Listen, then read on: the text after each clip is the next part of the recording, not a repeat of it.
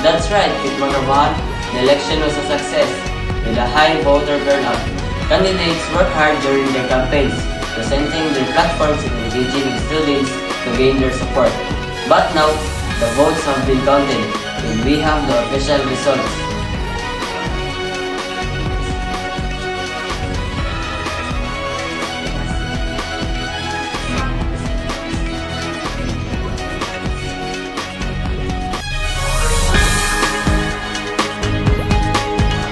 Thank you, Kit Mark B. Carvajal.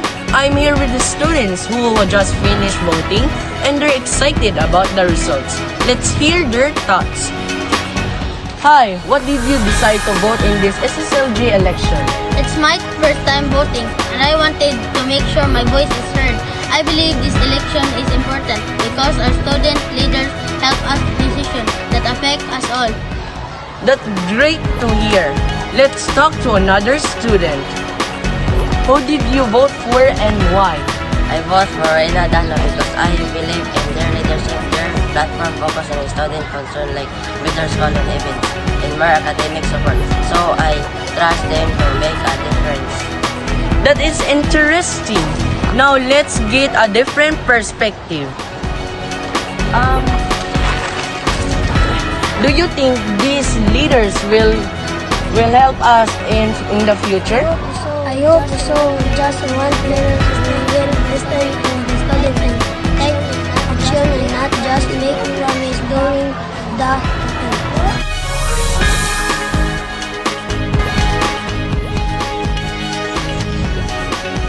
Thank you, Steve Francis Frias. It's great to hear from our fellow students.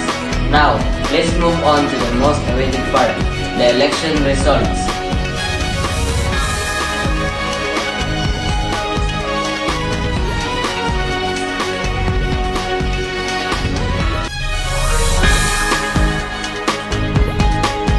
Congratulations on winning the election.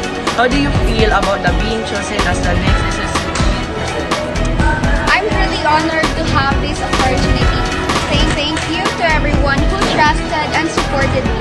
I promise to work hard and bring real improvements to our school. Mas paningkamutan na ako nga mas mapabetter ang future sa ato ang eskwelahan. That's all. What are your first plans as SSLG president?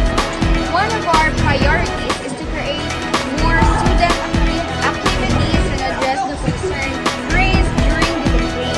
We want to make sure every student feels valued, heard, and empowered. And especially, I want all the students to be considered and heard by your president, especially you, especially to everyone sa Buyuhan. And I will ensure that every one of us will be heard by me. And I will ensure nga kung mga plans, mga platforms will be kanang matupad siya in a time. That's all. Thank you. With the elections now over, the new leaders are set to take action.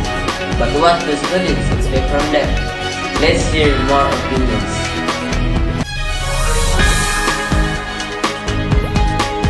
I hope they stick to their promises and make student life more fun and engaging.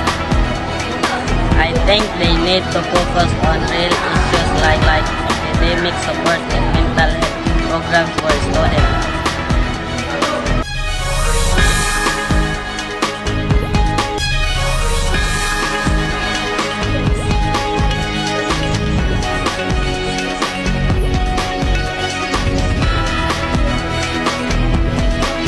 We'll be keeping an eye on their progress and bringing you updates on their initiatives. For now, that's it from us. And to Tamara Vulnerability, thanks for joining us and stay tuned for more updates on student affairs.